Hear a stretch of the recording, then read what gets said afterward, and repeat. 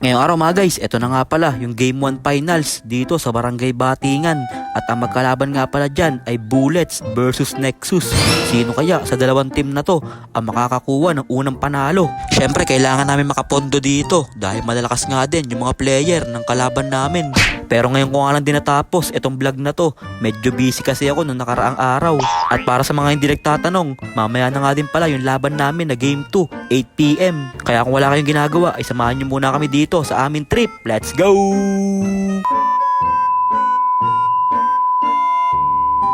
So, ayun po pagdating nga namin dito ay tinawag na din kami isa-isa para pipicturean kami sa unahan at tinapatan pa nga kami dyan ng flashlight.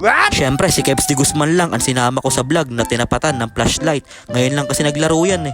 Syempre, saka ako lang. Syempre, vlog ko to eh. Alangan naman isama ko pa kayo lahat. Bandami nyo. Hindi na tayo kakasya sa vlog.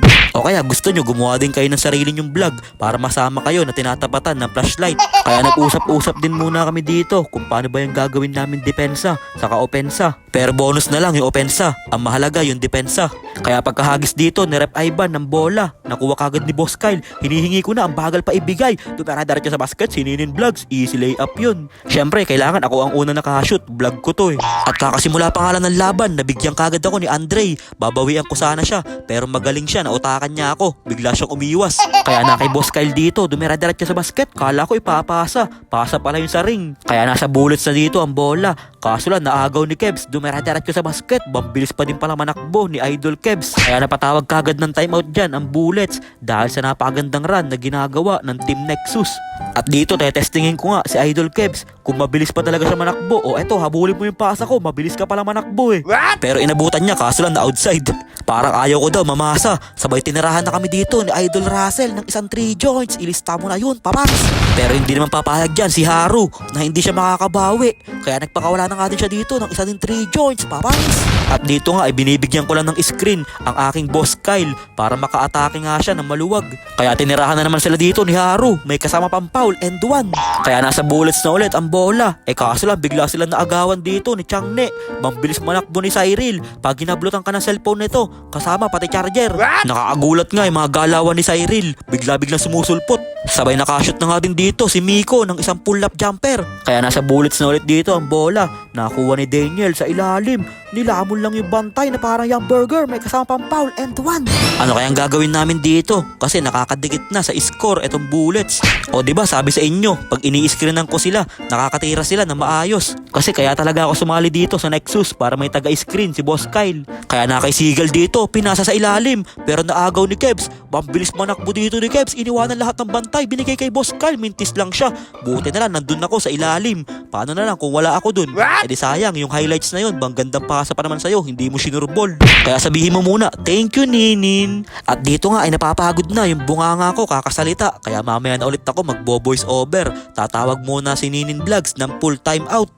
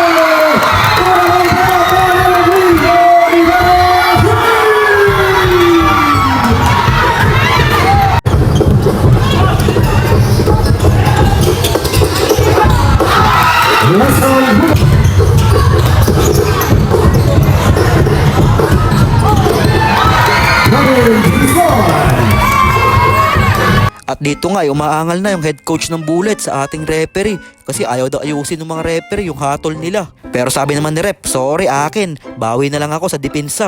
Kaya bigla na nga nagpakawala dyan si Apex ng isang 3 joints. Ilista mo na yun, papangs.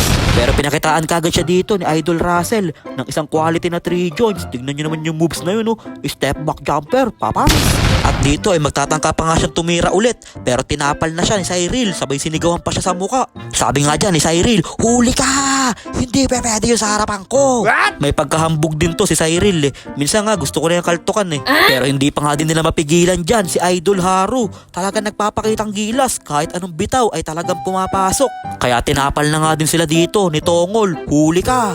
At bigla pa nakaagaw dyan si Kuya Haru. Kaya tumatakbo na siya dito, dahan-dahan nagmamadali. Tumigil, umikot, sabay tinira. Grabe moves naman yun. At bigla pa siya dito nahiya. Sabi niya ay nakakahiya naman yung tira na yon. Pero bumawi din naman kagad dyan si Andre Vizcara. Dara-diretso sa basket, biglang tumigil sa 3 joints. Ilista mo na yun, papas. At pag ganun-ganun lang ay 15 points na nga lang yung hinahabol dito ng Bullets. Pero sabi dyan ni Cyril, dagdagan natin yung hinahabol nyo. Ilista mo na yun, papas. Sinigawan pa nga niya dito si Coach Gega. Mayabang ka talaga, boy. Ayaw mong gumaya sa amin nila Boss Kyle. Humble lang. At grabe nga din yung mga ginagawa dito ni Boss Kyle. Pero hindi siya nagyayabang. Kasi ganun lang talaga kami, humble lang kami. At bigla pa nga ako nakatulan dito ng foul. Sabi ko kay Rep, wala namang foul Rep, hindi nga dumikit.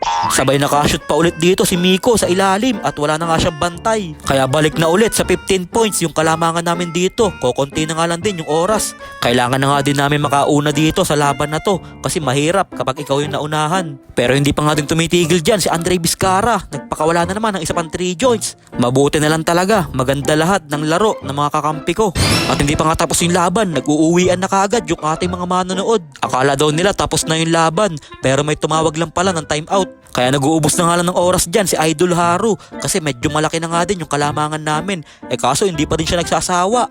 Hinagis pa din sa 3 joints. Kaya sa huli, panalo na nga kami dyan. At kami na nakaunang panalo sa Game 1 Finals. Kita-kits na nga lang po ulit tayo mamaya sa Game 2. Kaya congrats sa magkabilaan team sa napakagandang laban na pinakita nyo. Kaya pagkatapos ng laro na yun ay dumiretso na nga kagad kami dito kala Boss M para kumain at syempre mag-inom ng konti. Solid nga din pala yung bilyaran dito ni Boss M. Kaya yun lang mga guys, maraming salamat nga po pala sa walang sawang pagsuporta at sa palaging panonood. I-follow nyo na si Ninin Vlogs para sa mga susunod pang vlogs. Mag-ingat po kayo palagi. Bye bye yo!